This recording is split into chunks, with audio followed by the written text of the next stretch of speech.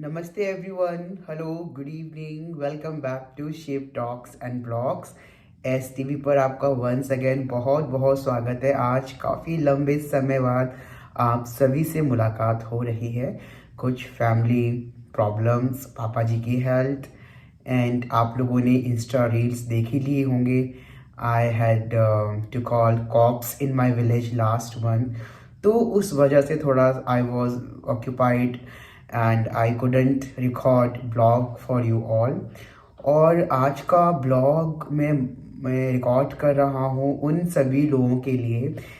उनके कई सारे सवाल थे, क्योंकि अभी पिछले दिनों उन्होंने जो मेरी वीडियोस देखी हैं कि अरे शिव, आप गांव में हो, आप क्या परमानेंटली मूव हो चुके हो अपने होम टाउन में विद योर पेरेंट्स, आप इस वक्त कहाँ हो। तो मैं इन सब क्वेश्चंस के जवाब इस वीडियो में दूंगा, और उससे पहले आप सभी से विनती कर रहा हूँ, कृपया मेरे channel Shiv talks and blogs को सब्सक्राइब कर लीजिए। और by the way, thank you so much for 700 subscribers. मुझे बहुत खुशी हो रही है कि आप लोग मुझे अपना ढेर सारा प्यार और आशीर्वाद दे रहे हो, और आशा है कि आगे भी मुझे ऐसे ही अपना आशीर्वाद देते रहोगे।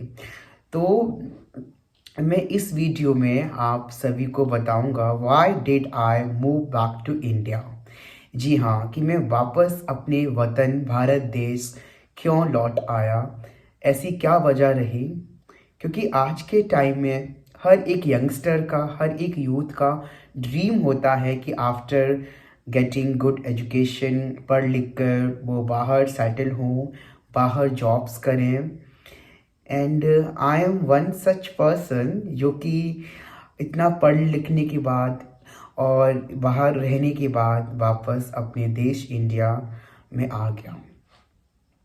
देखो, मेरा तो बस इतना ही कहना है और मानना है कि जहाँ आपकी फैमिली है, आपके जो पेरेंट्स हैं, जैसे जैसे हमारी एज बढ़ती है तो हमारे माता पिता भी बुजुर्ग होते हैं, उनका भी चलना फिरना, मूवमेंट्स जो होते हैं बॉडी के, उनका हेल्थ, ये सब भी जवाब देने लगता है। और मैं खुद भी एक किडनी पेशेंट हूँ। पेशेंट तो नहीं बोलूँगा, मेरा ट्रांसप्लांट हो चुका है। जो लोग मुझे पहली बार देख रहे हैं उन सभी से मैं रिक्वेस्ट करूँगा, आप मेरे प्लीज़ जो मेरे पुराने ब्लॉग्स हैं आप उनको एक बार देखिए, ताकि आप मुझे अच्छे से जान सकें, समझ सकें कि मैं कहाँ का रहने वाला हूँ, मेरा फैमिली बैकग्राउंड क्या है। तो एक्चुअली मैं सबसे बड़ा डिसीज़न तो मैं यही कहूँगा कि जो मैंने डिसीज़न लिया कि why did I come back to India, it's because of my parents, right. और मुझे जॉब और अपना अर्निंग का जो भी सेक्रीफाइस करना पड़ा, मुझे इस चीज़ का कोई भी मलाल नहीं है, क्योंकि मैं अपने पेरेंट्स के साथ हूँ और मैं बहुत ज़्यादा खुश हूँ। और एक और चीज़ जो मैंने नोटिस की, जब मैं बाहर रहा, बाहर ट्रैवल किया, इवन इंडिया में भी जब मैं गुजरात में था, तो मेरा किडनी रिपोर्ट्स बहुत डिस्टर्ब्ड हो गए थे। यहाँ तक कि मैं गोवा गया था 2019 में। ये मेरे डॉक्टर साहब जानते हैं काफ़ी अच्छे से, फोर्टिस में डॉक्टर वरुण, अभी तो he is in the max.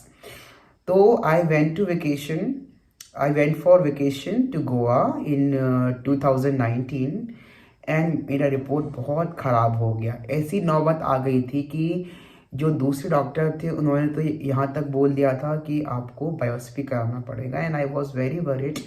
मुझे बहुत चिंता हो गई थी, लेकिन डॉक्टर वरुण का बहुत बहुत शुक्रिया कि उन्होंने मेडिसिन के थ्रू ही मेरे को हील कर दिया, ठीक कर दिया। तो that was the moment before ये कोविड जो लॉकडाउन वगैरह लगा था, राइट।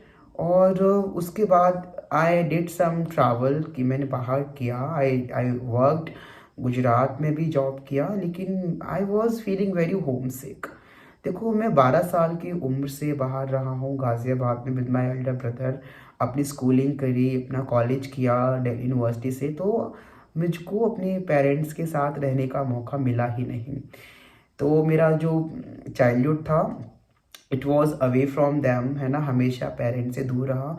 तो मन में बड़ा ही ख़राब लगता था कि I use to miss my parents so much. And अब ऐसी हालत हो गई है, my father is arthritis patient and उनका स्पाइनल प्रॉब्लम भी है। He is a very senior citizen और 70+। तो फिर मुझे एहसास हुआ कि देखो मैं भी प्रॉब्लम में हूँ, मेरे को हेल्थ इश्यूज़ हैं, मैं भी अलग रह रहा हूँ, मेरा खाने पीने का भी बहुत दिक्कत हो रहा था एंड घर पे मेरे पेरेंट्स भी अकेले हैं। तो सबसे बड़ा डिसीज़न तो मैंने यही लिया कि नो, जितना 20s में मुझे घूमना फिरना था मैंने कर लिया। एक कहावत है ना, when you get older you become a wise person, you become a humble person. जैसे जैसे आप बड़े होते हो आपकी सोचने का नज़रिया जो भी है थोड़ा चेंज होता है। एंड मैं 30 का हो चुका हूँ and I am going to be 31 in the month of May. And ईश्वर का, आप सभी वेल विशर्स का मैं बहुत बहुत शुक्रिया बोलता हूँ। और मुझे बहुत खुशी हो रही है कि मेरा किडनी ट्रांसप्लांट के भी 10 इयर्स अभी 12th ऑफ अप्रैल को पूरे हो जाएंगे। थैंक्स टू ऑलमाइटी कि मुझे ट्रांसप्लांट के बाद इतना अच्छा और इतना खुशहाल जीवन दिया बिना किसी कॉम्प्लिकेशंस के। मैंने जो सोचा था मैंने वो सारे अपने सपने पूरे करे, चाहे मुझे बाहर घूमना हो, अच्छा पहनना हो, अच्छा खाना हो। मैंने सब कुछ अपना पूरा शौक कर लिया है। फ़िलहाल मैं एक स्टेबल लाइफ चाहता हूँ, एक बैलेंस्ड लाइफ चाहता हूँ, इसलिए मैंने अभी सब कुछ बंद कर दिया है। आप जो भी मेरे करीबी हैं, जो मेरे इंस्टाग्राम से या फेसबुक से कनेक्टेड हैं, वो देखते होंगे अभी जो मैंने अपना जो मन लगाया है वो जीवों के प्रति सेवा करना, डॉग्स को खाना खिलाना। मेरे घर पे भी डॉग्स हैं, उनको मैंने गोद ले लिया है अपने गाँव से। तो मैं इन सब की सेवा कर रहा हूँ और मुझे बहुत खुशी होती है। अभी आई हैव नो डिज़ायर कि मैं ज़्यादा पैसा कमाऊँ, बड़े घर में रहूँ या बड़ी कार लूँ। मैं अपने छोटा सा घर, छोटी सी कार में बहुत खुश हूँ।